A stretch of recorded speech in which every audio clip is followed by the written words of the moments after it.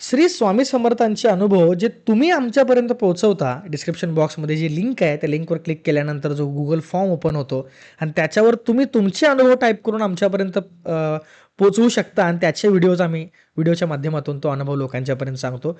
जेणेकरून सध्या जी लोकं प्रॉब्लेममध्ये अडकलेत, त्यांना हा अनुभव ऐकल्यानंतर श्री स्वामी समर्थांची प्रचिती जशी लोकांना झाली, तशी त्यांना देखील होईल आणि मनामध्ये एक खंबीर पाठिंबा मिळेल, की भिवू नकोस, मी तुझ्या पाठीशी आहे. त्यासाठी आपण हे अनुभवांचे व्हिडिओज बनवतो. शाळा सुरू झालेत, लहान मुलांचा अभ्यास आणि त्यांचे जे अनुभव आहेत, हे खूप मोठ्या प्रमाणात आपल्यापर्यंत येत आहेत. आपण त्यातले अनुभव तुमच्यापर्यंत पोहोचवण्याचा प्रयत्न करूया. आजची जी स्टोरी आहे किंवा आजचा जो अनुभव आहे, हा कमल ताई यांचा आहे. सरिता ताई यांचा देखील थोड्या दिवसाआधी मी अनुभव तुम्हाला सांगितला होता. तो देखील अनुभव अशाच पद्धतीचा होता, की त्यांचा मुलगा देखील अभ्यासात चांगला नव्हता, पण पुढे जाऊन त्यांचं काय झालं ते तुम्हाला व्हिडिओ मिळेलच, या चॅनलवरती तुम्ही चेक करू शकता. आजचा अनुभव जो आहे तो कमलताईंचा आहे. कमलताईंच्या अनुभवाला मी सुरुवात करतो. सगळ्यात आधी कमलताई, कमल शिसाने, मनापासून धन्यवाद. तुम्ही आमच्यापर्यंत तुमचा अनुभव पाठवलात आणि आम्ही त्याचा व्हिडिओ बनवतोय. कमलताई, तुम्ही देखील हा व्हिडिओ जर बघत असाल, मनापासून धन्यवाद. तुम्ही हा अनुभव आमच्यापर्यंत पोहोचवला. मी अनुभवाला सुरुवात करतो. माझ्या मुलाने पुस्तक उघडलं आणि मला स्वामींची आठवण झाली. माझा मुलगा दिसायला अगदी शांत होता, पण त्याचं मन कुठे स्थिर होतं. लहानपणापासूनच त्याला अभ्यासाची अजिबात आवड नव्हती. पुस्तक समोर ठेवलं की त्याचं लक्ष लगेच दुसरीकडे जायचं. कधी मोबाईल, कधी टीव्ही, कधी मित्रांसोबत खेळणं किंवा काहीही कारण काढून अभ्यासापासून पाठलाग सोडवणं. मी कितीही समजावलं तरी त्याचं उत्तर एकच असायचं, आई मी नंतर करतो ना अभ्यास. पण तो नंतर कधी यायचाच नाही. 10वी जवळ आली होती आणि माझी चिंता वाढायला लागली होती. कारण आता फक्त शाळेच्या परीक्षेचा प्रश्न नव्हता. पुढचं संपूर्ण आयुष्य त्याच्या हातात होतं. मी त्याला सांगितलं, खूप प्रेमाने समजावायचा प्रयत्न केला आणि ते सांगितल्यानंतर त्याला अजिबात त्यातलं काही कळायचं नाही. मी म्हणायचे, "बाळा, तुला मोठे व्हायचं असेल तर आत्तापासून मेहनत करावी लागेल. शाळेत आत्तापर्यंतच्या शाळेमध्ये जे झालं ते सोड, पण 10वी मध्ये खूप जास्त महत्त्वाचं आहे." पण तो चिडून म्हणायचा, "आई, मला सतत अभ्यासाचंच का सांगतेस?" हळू-हळू तो माझ्यावरही चिडचिड करायला लागला. एक दिवस त्याच्या शाळेतून फोन आला. "तुम्ही उद्या शाळेत या," असं फोनवर सांगण्यात आलं. माझ्या काळजाचा ठोकाच चुकला. दुसऱ्या दिवशी मी शाळेत गेले. शाळेत गेल्यानंतर त्याच्या शिक्षकांनी मला त्याची उत्तरपत्रिका दाखवली. मार्क खूप कमी होते. पण त्याहून जास्त काळजीची गोष्ट म्हणजे शिक्षकांनी सांगितलं, "तुमचा मुलगा प्रश्नपत्रिका पूर्ण वाचतच नाही.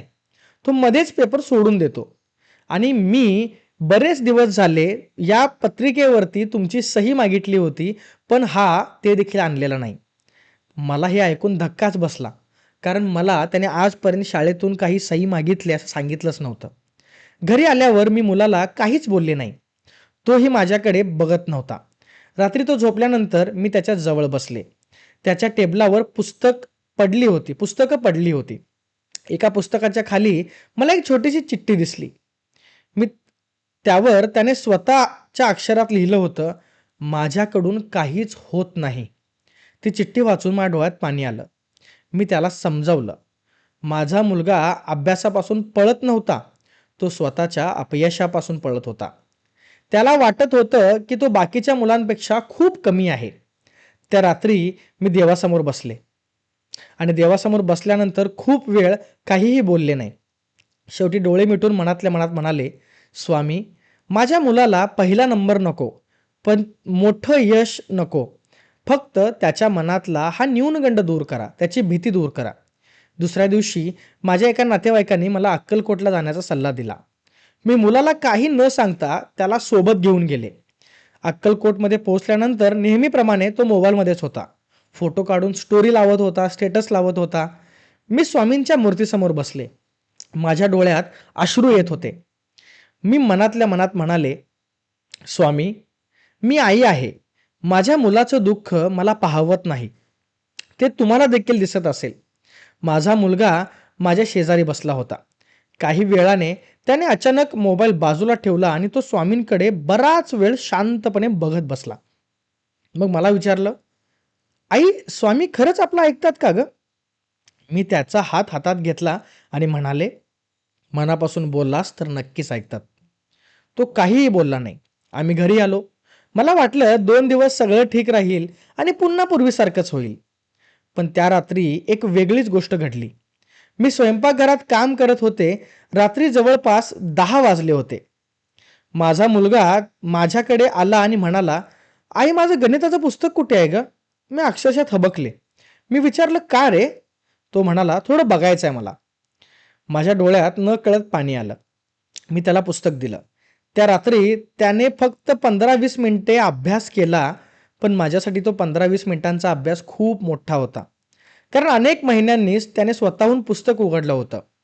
पुढच्या काही दिवसात मी त्याच्यावर अजिबात दबाव टाकला नाही. तो जितका अभ्यास करेल तितकाच करू दे. कधी अर्धा तास, कधी 1 तास, कधी फक्त 10 मिनिटं, तर कधी 5 मिनिटं.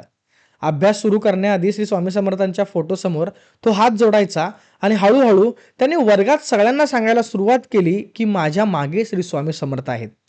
त्यांनी मला शक्ती दिली आहे आणि त्यांच्यामुळे मी अभ्यास करायला सुरुवात केली आहे. मनातल्या मनात खूप जास्त चांगलं वाटायला लागलं. शाळेतील तक्रारी देखील कमी झाल्या.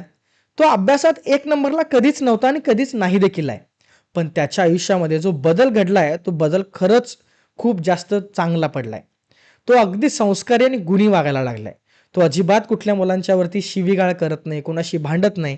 तर तो स्वामींचे संदेश लोकांना सांगण्याचा प्रयत्न करतो. तो 10वी आहे असं कोणीच म्हणत नव्हतं. मी हा अनुभव 11वी असताना देतोय. त्याचा 10वीचा मार्क लिस्ट जर मी तुम्हाला दाखवू शकले, तर नक्कीच तुमच्यापर्यंत पोहोचवेन. त्याच्या 10वीच्या मार्क लिस्टमध्ये तो खूप चांगल्या गुणांनी, श्रेणींनी उत्तीर्ण झाला आहे.